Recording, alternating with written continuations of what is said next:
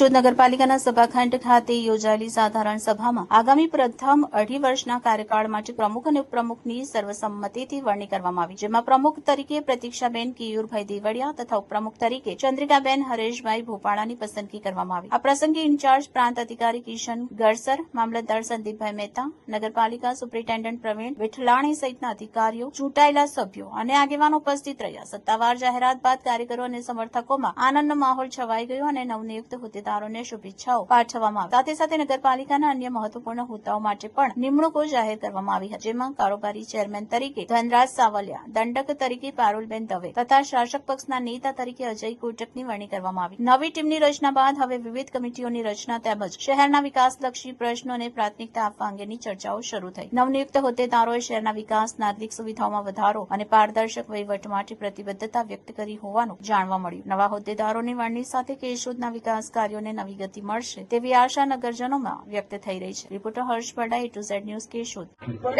પ્રતીક્ષા કેયુરભાઈ આજરોજ કેશોદ નગરપાલિકામાં પ્રમુખની જવાબદારી સોંપેલી છે, તો તેનું કાર્ય નિષ્ઠાપૂર્વક કરશું અને કેશોદના વિકાસને આગળ લઈ જશું બધા સાથે। જય